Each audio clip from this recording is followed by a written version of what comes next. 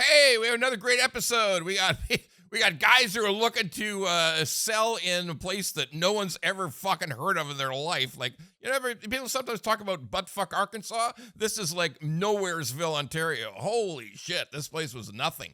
But the other great story is, should you tell your wife to go to work? Yeah, we got get that woman working on the show. We got that guy. Another great show. Ask good fucking questions.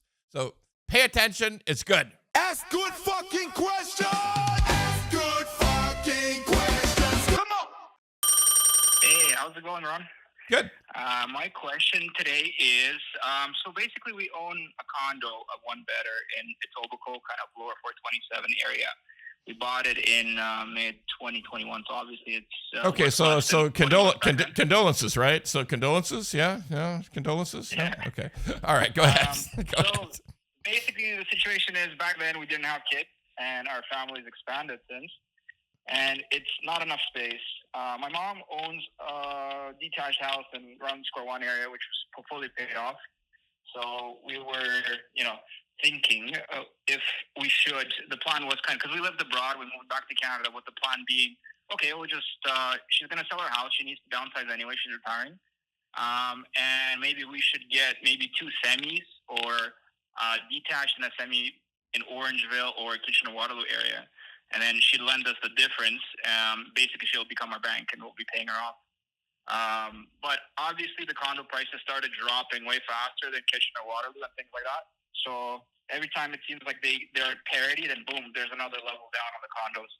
So we're thinking whether time is playing against us, or whether we should just rip off the Band-Aid and get the two, sell the house and the condo, get something in Kitchener-Waterloo, or if we should kind of wait. The situation is, my mom's been generous, so she basically, for the time being, she's in our condo because she's alone, and then we're living in the house because we need more of the space. So it's not like an urgent thing, but I mean, it's not ideal either. So yeah, my question is whether we should kind of peel off the Band-Aid and sell the condo and the house now, or do you see in the foreseeable future where the price drops in Kitchener-Waterloo and the far out areas, they're going to be roughly at parity with the condo. So I mean, so it's even. It dropped, like the houses there dropped and the condo dropped roughly as much. Well, let me say this first. We all need a great mom like your mom. We need somebody who's willing to live in that piece of shit dog crate condo while you're living in her house, for fuck's sakes, okay? Like, Jesus Christ. Like, you got the best mom ever for the law. Oh, my God, I wish we all had that mom. I mean, my mom was tough as nails. My mom's been dead for a long fucking time. My mom's been dead for a long time, but she was tough as nails. She'd tell me to fuck myself if I got into a situation where I had a kid and I had too small a space. But she'd say, fuck you, you got yourself in your own problem, okay? So kudos to the mom. Yes, great, okay? So here's the thing to understand with clarity. Get the clarity on this. The dog crate condo just keeps going down. It's going to go down next year, too, eventually. And when it finally hits bottom, it probably stays the same price for a long time. So when you're talking about ripping a Band-Aid off, understand what you're waiting for. You're going to wait a long, ripping a Band-Aid off means taking action now, because every month the condo's worth less, okay? Now, okay, so you say, well, Kitchener-Waterloo, those prices don't seem to be falling too much. We can't control that, right? They have fallen, believe me, I'm aware of the marketplace there. Prices are down. They'll probably keep coming off slowly, not as bad as the dog crate condo. But by the way, the house in Mississauga is probably sort of almost okay holding its value a little bit. It's coming down, but it's not in the bad spot of the dog crate condo. So look, I mean, this is the key. Understand that, yes, Kitchener-Waterloo is coming down a little. Mississauga's coming down a little. Dog crate condo is in the bad world for a long time. So yeah, at the end of the day, if you're very unhappy with your situation and mom's unhappy with the dog crate condo, then you pull the Band-Aid off now, because the point is, nothing's going to get a lot better really fast. So particularly in condo world in Etobicoke, not going to get better. That's it. Yeah. So it's going to keep going faster than CW, because I was hoping maybe people need to, get forced back to office, back in Toronto area and things like that. And there might be a moment where it's more or less same, but where Waterloo catches up with the drop to the Toronto, but I guess not. Nope, nothing fixes Dog Crate Condo in Etobicoke in any meaningful way. Because Back to the Office, factually, is almost finished in Toronto. That's the reality. I mean, the only thing they could do now is go from 4 days to 5 days. But the people who are feeling the heat have felt it and have made a change. Okay, that's reality. So no, we are not. And by the way, when you talk about places like the suburbs, like the places that are close to Etobicoke, in Mississauga, they're building a ton of purpose-built rentals. They got more dog crates coming on stream that are completing. So there's no saving that in the near future. And the reality is, for dog crate condos, for back to the office, that's only about downtown condos. That's nothing to do with condos out in Etobicoke. There's no relationship. So that's my thoughts on this, and good luck to you. Hope you have. Okay, much appreciated. Thanks. Thanks a lot. Okay, you bought a condo. Why? But still you did. You bought a condo, might be a dog crate, might be a townhouse, whatever it is. What's the most important thing you and your realtor should pay attention to? The status certificate. You need to know where that building or that condo units you're buying, is it going to be a problem? Is it going to be a money pit? Is the building in trouble? Is there reserve fund ransacked? Is there special assessments? You need to know. Takes time, right? You get the status certificate, you got to get a lawyer to look at it. What if it only took 2 hours? What if it was the simplest thing to get an expert real estate lawyer to give you an opinion in 2 hours flat? And what if it only cost $50? Crazy, right? LegalReview.ca, new service, new website, LegalReview.ca. You want answers on a status certificate? You're a real estate agent. You're a buyer of condos. You want that answer in 2 hours flat, 7 days a week? Upload your status certificate, LegalReview.ca, $50. This is the best deal ever. Good fucking questions. Come on. Okay, so basically, I got to give you a little bit of background here. I have 2 steps, and I'd like to know if this is a prudent decision. So step 1 is I would like to pay off my mortgage in the next 4 to 5 years. So I have $275K left owing on my mortgage. So my plan is to increase my bi-weekly payment so that I have $1,000 going toward the principal each payment, right? So if you do the math on that, that's $26,000 per year. And then all my savings is going to go toward the mortgage as prepayments, right? So this is going to be roughly $24,000 per year. And this is conservative. I could probably put down more than that. So what's your mortgage rate right now? Say What's your mortgage rate? my mortgage rate is 3.65%. Okay. I got it with Scotiabank, had a pretty good deal. That's not too fine. long ago. That's fine. Go ahead. So your idea is to maximize all your resources, apply as much money as is possible to paying the mortgage off. That's step 1, right? That's step 1, correct. Okay. What's step 2? And then step 2, I'd like to buy a new house somewhere else in the GTA. So currently I'm living in Mississauga in a townhouse. It's a townhouse that you like, with the windows at the front and the back. I have a little backyard. So it's not a dog kennel townhouse. Not a dog kennel townhouse. It's a normal townhouse where you can actually, it's like you can live normally. Good. That's good. Okay, go ahead. Exactly. And it's about 1,300 square feet. So it's not the townhouse that bothers me. It's just a neighborhood. Like, it's not what it was 10 years ago. So 10 years ago, you didn't hear of any crime or you didn't see any homeless people in the area. But now you are. So the neighborhood is not what it once was. And, I want better for my daughter.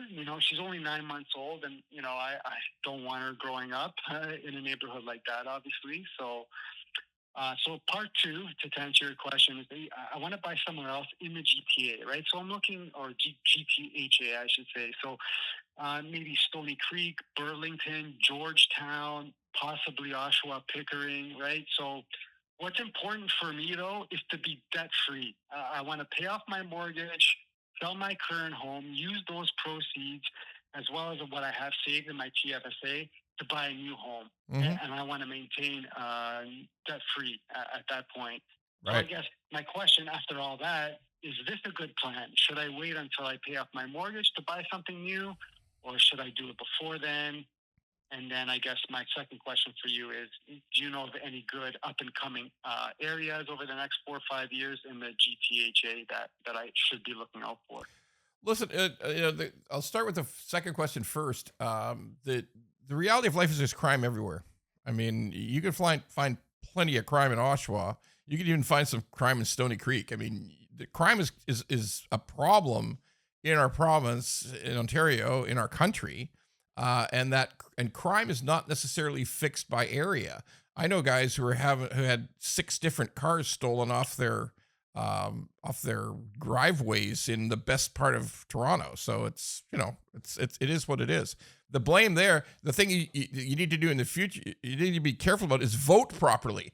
Vote for candidates who just spend a lot of time talking about ending crime, being tough on criminals, and ending the federal government has cut back on some of the stupidest of the bail situation we were in, but they could go a lot harder. They could go a lot harder, lock people up, clean up streets, homeless people. We need to rethink what we're doing on that. There's problems in every neighborhood. It's not just any one particular neighborhood. Well, you don't want to be in the total crime areas, but look, I mean, it's around. So in terms of, to that question of where, I can't give you that answer because it's got a lot to do with how far you are away from your work, whether you're commuting, all those things, school districts, you name it. I don't pretend to be a real estate agent, and I don't pretend to know about every corner of Ontario where you should live. That's the answer to the second question. First question is, yes, paying off your home, the concept of living debt-free, and this is where I get in trouble. Everybody says, oh, you sound like that stupid bastard Dave Ramsey. He's a fool. Actually, here's the truth about Dave Ramsey. Dave Ramsey is telling the truth. And by the way, Dave Ramsey is a guy who talks to people about financial planning, and his whole emphasis is zero debt. But Dave Ramsey, people will say, oh no, if you invest at this rate, if you get taxed at that rate, you do all kinds of complex calculations. For the average person, making an average income, living a debt-free life is a magnificent idea. It's fantastic, okay? For the average person, most people don't make over $250,000 for your family income. That's only like 3% of Canadians make over $250,000 of family income. It's not a huge number. For those people, they can do other things, but for people with average income, debt-free should be a goal. So obviously right now you don't eat any avocado toast and you don't drink any lattes, so good for you. Happy for that. But yes, your goal is admirable. And to live a debt-free lifestyle is a real positive. I can't tell you how much you're going to get fed up with a townhouse or fed up with the area. Those are personal decisions I can't comment on. But I can always say that for the average family, living a debt-free life should be a goal. It's a great goal, and congratulations to you. Thank you, Ron. Appreciate it. You're welcome. Thank you for creating the space online. I've been following you now for 2 years, and it's really inspirational to see, 3 years ago, I don't think you were on the YouTube space, and now you've done so great for yourself. So thank you so much, and, I'll continue to follow you. And well, you want to do more? Get everybody you fucking know to subscribe. That's what you got to do. Like, get everybody you know. So if you meet somebody in the bar, say, "Hey, look at this guy. Here, get your phone up. Push the subscribe button." Yes, thank you. We'll take all your monetary help. Thank you very much. Okay, appreciate it, buddy. Thank you. Take care. Bye bye. Yeah, take care. Okay, bye bye. Good fucking questions. Come on. Hey, Ron, I wanted to understand my situation. Me and my wife, we are planning to buy a home in Milton region. We are currently renting in Guelph, and we feel like we are paying a lot to rent a home. And moving to Milton is essentially needed to be close to work. Together, we earn just under $230,000 annually, and my wife is currently on maternity leave, but we are exploring the options. My question and my concern is, I see that the Milton market is not budging much. I always feel like whatever price that we want to pay for a home, may it be townhome or a semi-detached or a detached, someone just outbids us. And I don't want to fall in the trap of being in the bidding war. But what should we do in this situation? I have enough money saved for a down payment and then some, in the range of about 350,000. How should I approach this? The reality is, it's a good question. The reality is that prices in Milton are falling. There's just not a frequency of sales. So this is the thing to understand about everything that's going on in these sort of outlying areas from Toronto, from central Toronto, is that the price they're putting on the property, the list price, the asking price, the price they're putting on it is not the price they expect at all. Zero. They in no case. They are putting on a fake price to attract bids, and then they play people off against each other. So when you say everything's selling over asking, the asking was fake. The asking was a complete fake. They would never have accepted that offer for the list price. Never. Okay.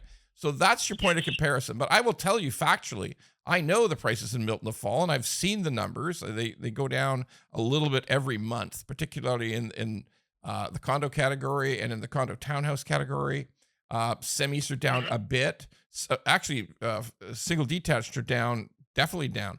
But I understand your problem. Every time you look at something and you say, well, this seems like sort of an almost reasonable price, then all of a sudden you find out, no, they're not taking that price at all. They're getting a price that's much higher. But don't be fooled. It was a fake price to begin with, okay? Just be a little more patient. Start looking again in the fall. I don't believe that prices in Milton are going up at all, but you're wise. Okay. You're wise in the fact you have a low budget and you want to make sure you get a good deal. Continue in that direction. Just be a little more patient. That's all. So good luck to you. Okay. Thanks, Ron. And just one follow-up question. Like in my situation, what should be that? I not that I want to go there, but what should be that maximum range that I should be aiming at? I was working with one of the agents at Butler Mortgage, and they did advise based on my situation at about 1.1 million. But that's not the number I want to be there at. But I just wanted to get your opinion. Look, when you talk to our staff, they're going to tell you what your maximum is. They're going to tell you what, because because people need to know that. They need to know that that's the most that they can get the mortgage for. That's the top price they can go to. They can't go beyond it, but they can do any amount lower. Any amount lower is possible. So my advice to you is, no, fuck no. Don't pay 1.1 million for a house. No, that's a terrible, particularly in Milton. Do not pay 1.1 million for a house in Milton. Don't do it. No, don't do it. Okay. For sure, Ron. I do love my avocado toast in the morning. Yeah. But like and stop drinking those fucking lattes, man. No more lattes for you. Okay. But anyway, thanks very much. I love that line. Thank you, sir. So much, Thank you, Ron. sir. Take care. Ask good fucking questions. Come on. Hi, Mr. Ron. This is the question I have for you, sir. Me and my wife would like to move from Scarborough to a different neighborhood in Toronto. We own a bungalow, mortgage-free, and we don't like the fact that the price difference between Scarborough and the new neighborhood anywhere in Toronto would be about $300,000 plus another $100,000 in fees, commissions, and all that stuff. So the question is if it's worth it for us to move from Scarborough to a different neighborhood in Toronto, considering all the costs involved. Well, what you're asking about that is really a lifestyle decision. I mean, if you just really don't want to live in Scarborough anymore, if you don't like your neighborhood, if you said, my God, I got to get out of here, and you feel that every day, oh God, I got to get out of here, then yeah, by all means move. Okay. I mean, the one thing that I keep telling everybody is that real estate is more of a personal decision. Not if you're thinking about doing an investment or I'm going to buy a rental property. I would just tell you, no, don't do that. That's wrong. I would just say that. But when it comes to your personal home where you spend all your time, when you get up in the morning and go out into your kitchen, drink a coffee and say, God damn it, I hate being here, then yeah, you should probably move. I mean, that's just reality. One piece of perhaps positive news is, even though the prices in Scarborough are way down, the prices in other places in Toronto are down. And if you're buying a better property, if you're saying, well, I'm going to be buying a property that's probably going to cost, if I sell this one, I'm going to be buying something that's 300 grand more. Just remember, the more expensive property has probably taken more of a hit, right? If the same two properties are taking a 20% hit, but the one that's 300 grand more, that's actually, it's taking a bigger cash hit, if you follow me. So that's the key. I can't decide for you whether you really should move.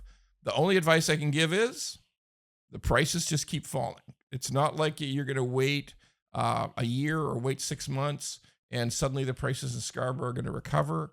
They're not. That's just the truth. So if it's a lifestyle choice and you're unhappy every day that you walk out your front door, yeah, go ahead and move. It's probably the right thing to do. Okay. And one more thing, we're planning on retiring in the next 5 or maximum next 10 years. Would moving now justify now? And we're planning our retirement to move out of town, at least out of Toronto, to a smaller town or something like that. Yeah, I mean, you are going to work for the next 5 to 10 years. If you have to take on a small mortgage to make this change out of Scarborough, I think you could probably have it paid off by the end of 5, 6, 7 years. And so that would make the move out of town even easier. So that's what I would tell you. I would say it's all about how much you want to get out of Scarborough. You sound like you're good at managing your money. You've got a paid for house now. So I would say that make the move if you choose to, pay that mortgage down as quickly as possible. And then once again, if you have a free and clear property, you've got a lot of options to look around whether you want to move out of town on retirement. Okay. So that would be my best suggestion. Thank you so much, Mr. Marco. Thank you so much. I appreciate it. My pleasure. Thank you. Good fucking questions. Come on. So me and my wife put an offer last year to buy our first home. And apparently the seller accepted the offer initially, and we got our inspection completed. And when the closing day has come, the seller was not ready to close because he was not able to clear his mortgage with his bank. And we didn't know about this till the closing day came. And he kept pushing the closing date there, and our lawyer kept sending him notices. But we were being told that we can't do anything more than that. So we just had to wait till the seller was not able to sort his mortgage with the bank. And at the end of the day, they signed a mutual release and they sent our deposit back. But we were in the dark for almost a month till that point. So I just wanted to know, how can we avoid this in the future? And also, is there a way we can put a condition in the offer so that the seller also does some deposit in the trust account before we have to sign the offer?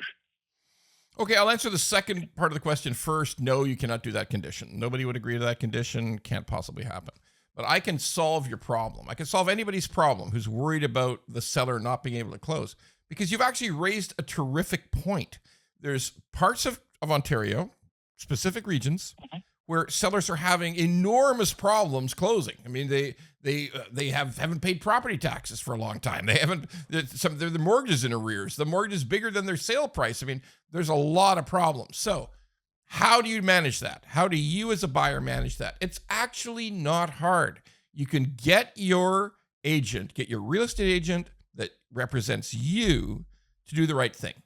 Do a search of the property. Search of the property will show what the mortgage is, what the sale price is probably going to be, and you can do that immediate calculation. You can ask your seller to prove whether he's paid. You can put a condition in, proof of payment of property tax. You can do that. Nothing's stopping you. That's a reasonable condition. No, it's not like the other condition of putting some money in trust. No, that doesn't work. But this is doable.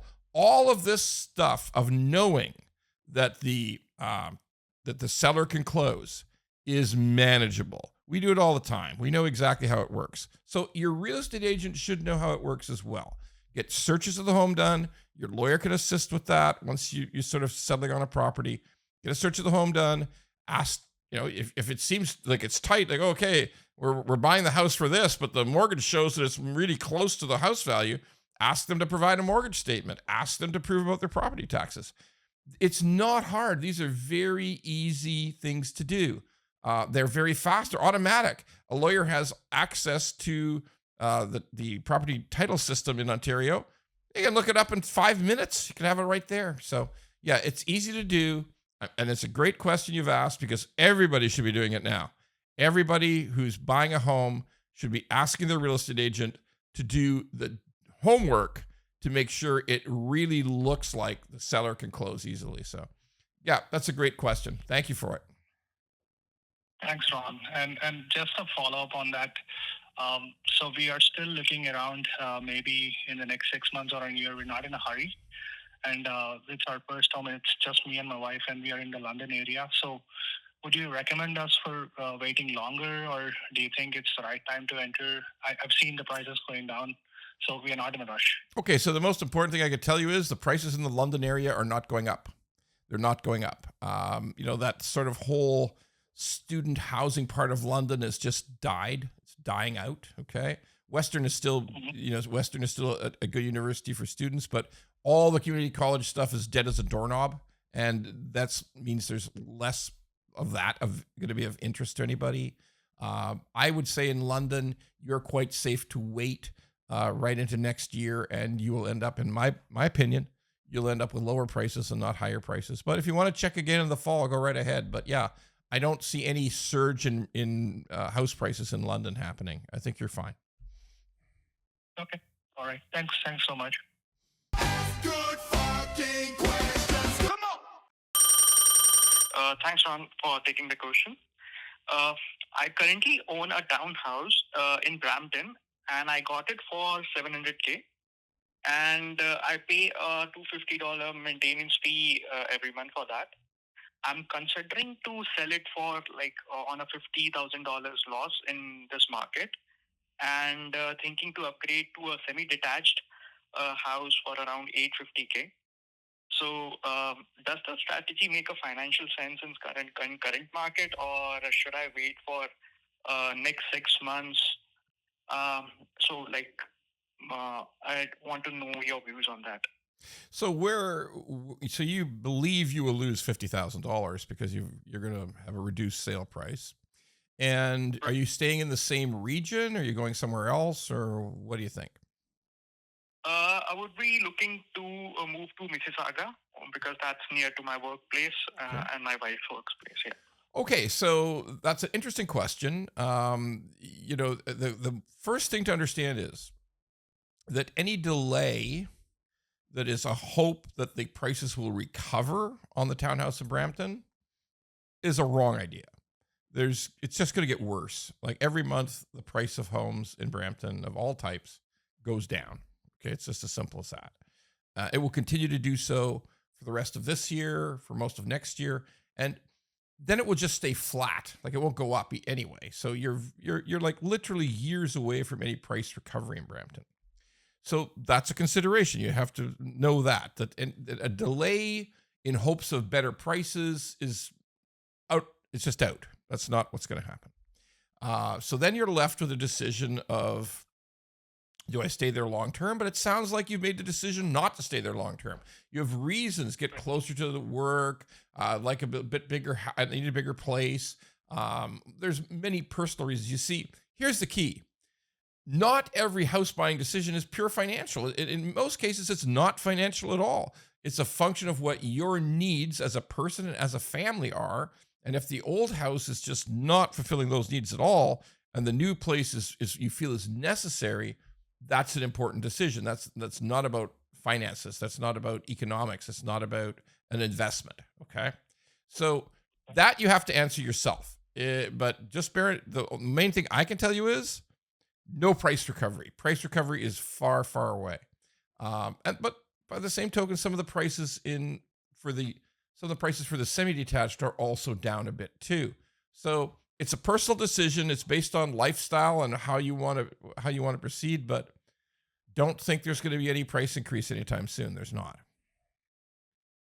Okay, got it. Thanks, Thanks, Ron. Take care. Good fucking questions. Come on. Yes, we're coming up for refinancing in February of 27.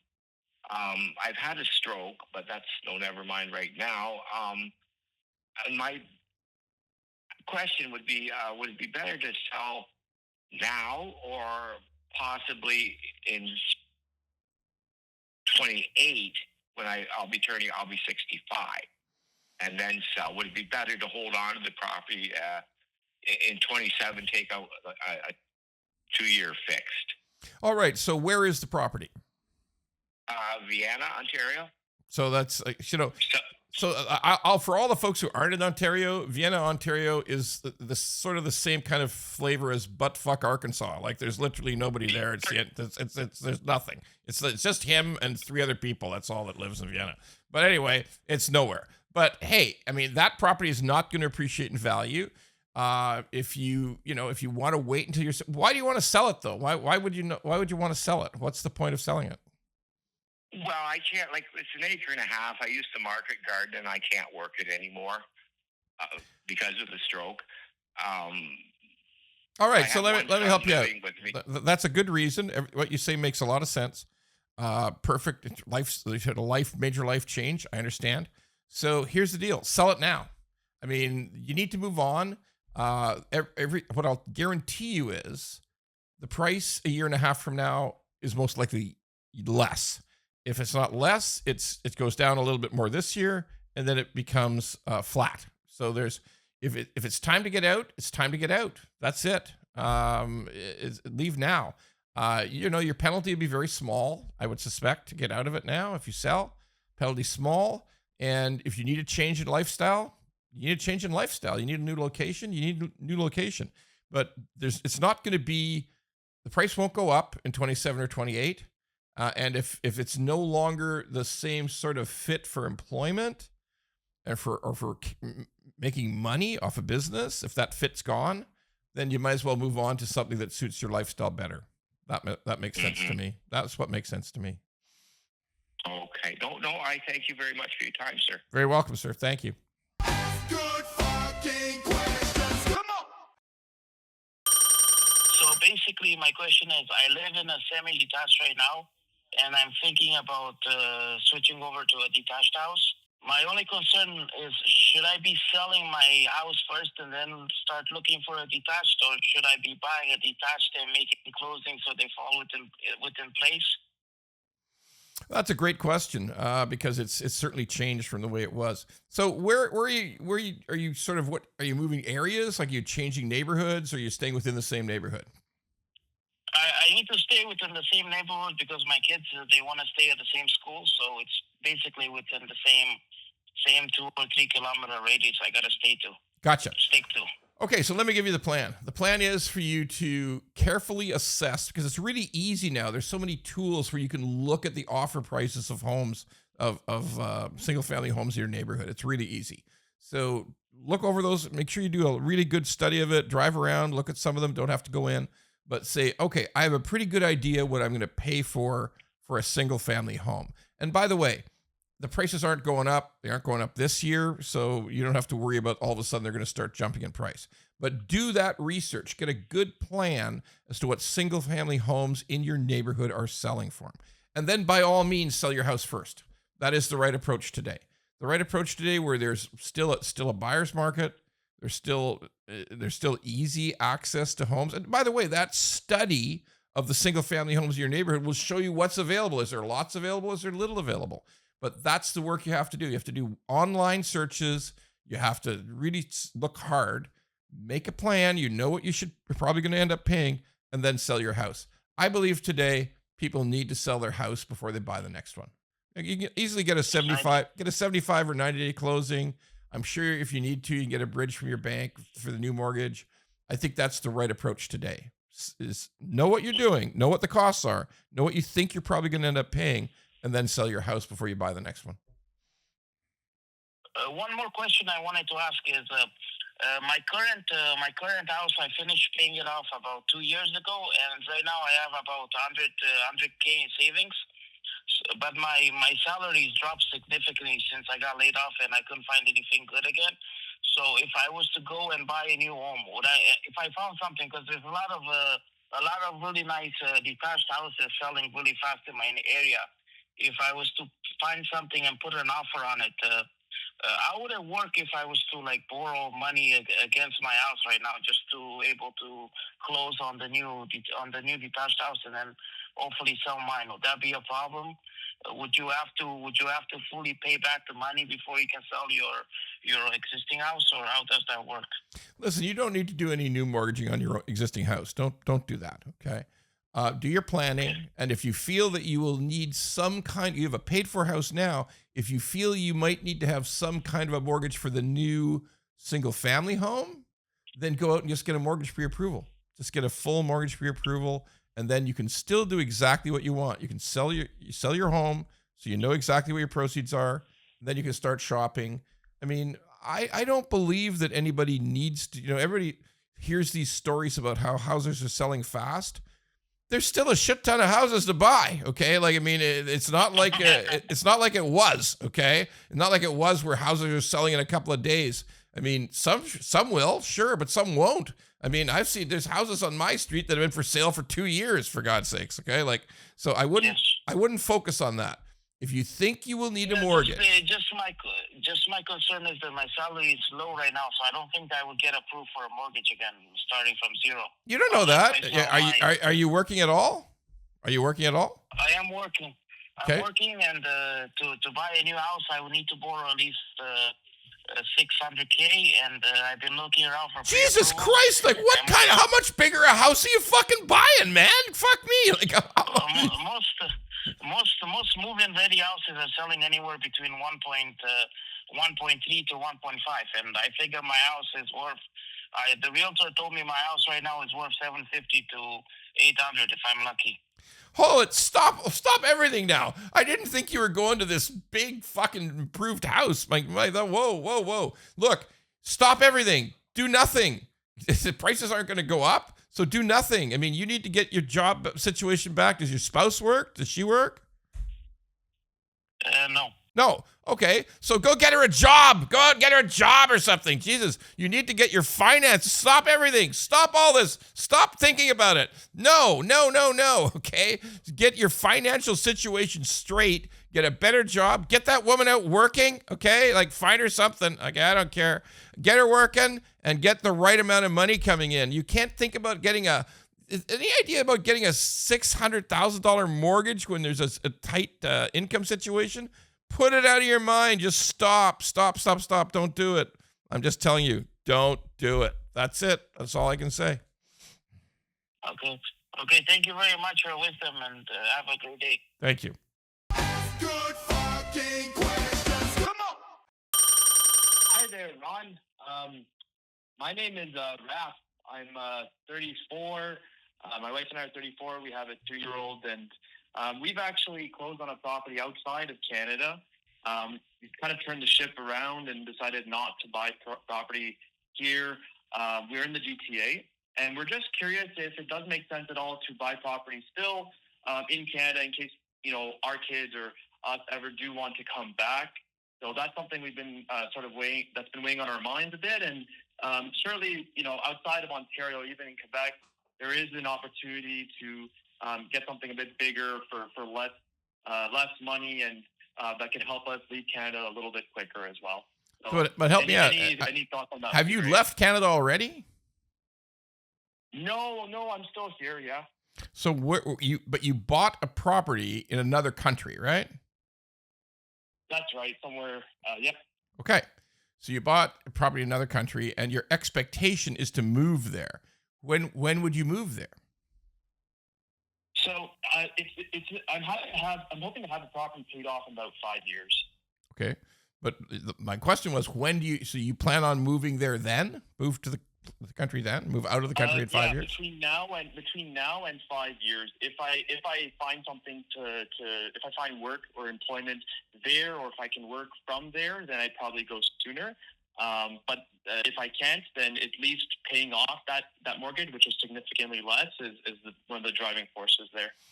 Okay, so the bottom line is you have to make a decision. You have to say, yeah, I'm going to live there. I'm going to move my family there. I'm going to try to become a permanent resident there. and I am going to leave Canada behind. Okay. That's the only logical approach. Okay. It's sort of the 1 foot in Canada, 1 foot in wherever it is.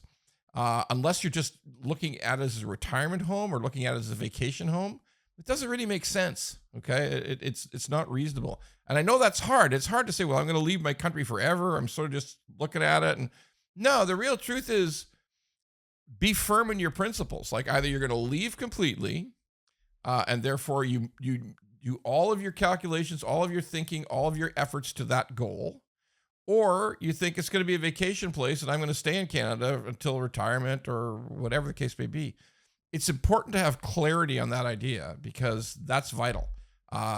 Foot in both worlds doesn't really work out well. Okay, that's my opinion.